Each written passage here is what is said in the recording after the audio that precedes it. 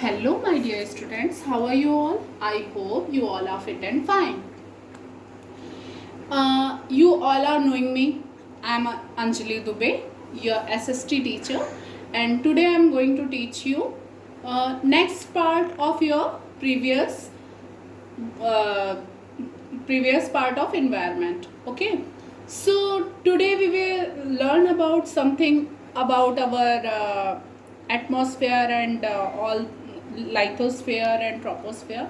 Before starting that topic, I want to tell you that this explanation part will be in Hindi and English both for your better understanding. Now, in last part we will read about the environment. हमारे environment में क्या क्या है, वो कैसे बनता है, हमने ये सब पढ़ा था. ह्यूमन उसको बनाता है, नेचुरल इन्वायरमेंट होता है, एक ह्यूमन मेड इन्वायरमेंट होता है. अब हम नेचुरल पार्ट को ही थोड़ा सा एक्सप्लेनेशन पार्ट में पढ़ेंगे और फिर उसके बाद हम उसमें और क्या क्या चीज़ें हैं वो सारी चीज़ें इसके अंदर में इंक्लूडेड होंगी. ठीक है, तो सबसे पहले आता है हमारा biosphere. Now all of you can see ये एक पिक्चर है, ये एक. Now we are going to read about our natural environment part. First is here lithosphere. आप लोग ये देख सकते हो लाइथोस्फेयर जो हमारे लैंड से रिलेट करता है, ये लैंड अर्थ का पार्ट होता है.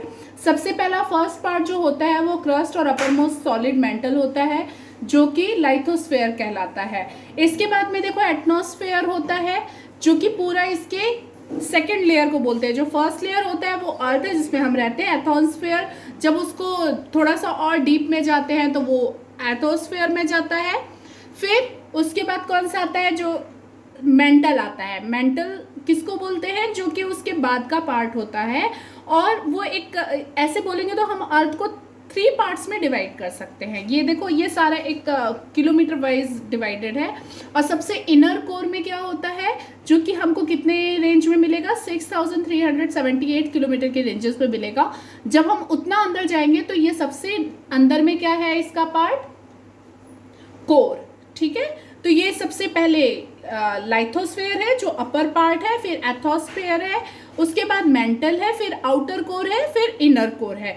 तो ये एक लाइथोस्फेयर हो गया. इसके बाद सबसे ऊपर में जो होता है वो क्रस्ट होता है.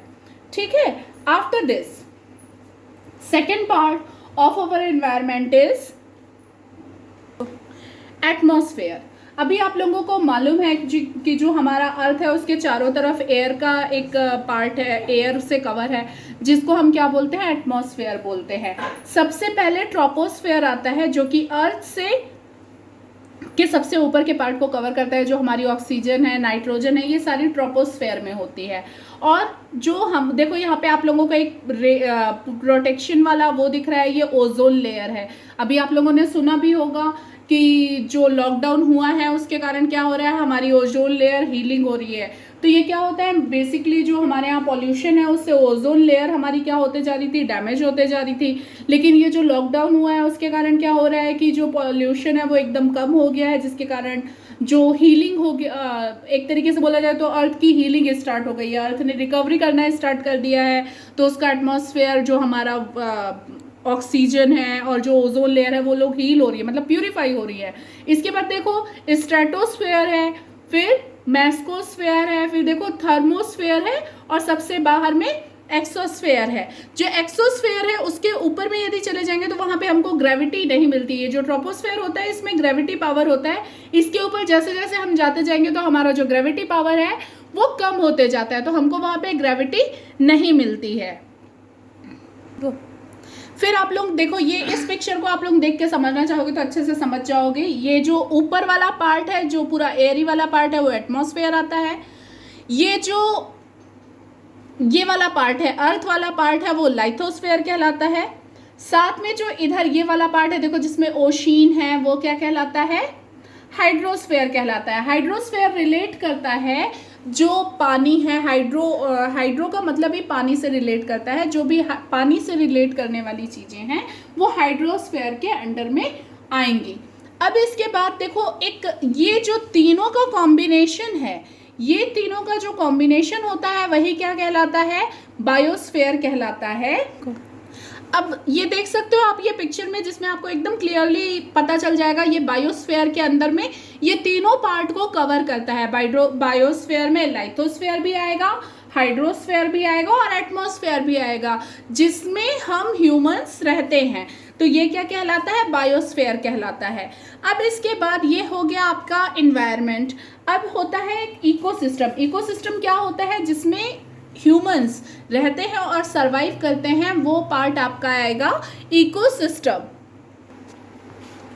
अब इकोसिस्टम को हम ऐसे भी समझ सकते हैं कि जो भी एरिया जहाँ पे सारी चीज़ें सरवाइव करती हैं, जो एनिमल सरवाइव करते हैं, वो सारा हमारे इकोसिस्टम के अंदर में आता है। जैसे आप लोग देख सकते हो इसमें बर्ड्स भी आते हैं, एनिमल्स भी आते हैं, ह्यूमंस भी आता है, तो वो सारा एक इकोसिस्टम हो जाता है, जिसके अंदर में सारी चीज़ें, लिविंग थिंग्स, प्लांट्स, ये सारा इकोसिस्टम को, मतलब लोग इसमें सरवाइव कर पाते हैं। तो ये आ जाएगा हमारा ecosystem.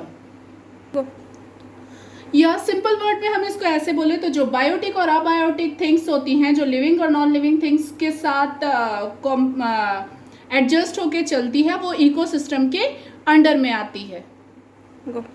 Now human impact on environment या ह्यूमन मेड एनवायरनमेंट। ह्यूमन क्या कर रहा है कि अपनी सुविधा के लिए कोई भी चीज़ों को पोल्यूशन कर रहा है, फॉरेस्ट को कट कर रहा है, तो ये सारी जो चीज़ें हैं ह्यूमंस क्या कर रहा है, अपने अकॉर्डिंग डेवलप करने का कोशिश कर रहा है। तो ये जो चीज़ें हैं वो किस में आ जाएंगी, ह्यूमन मेड एनवायरनमेंट में। So this is your first chapter of environment, और इससे रिलेटेड क्वेश्चंस मैं आपको दूंगी, जिसको आपको मेरे को आंसर देना है। ठीक है, so bye and have a nice day.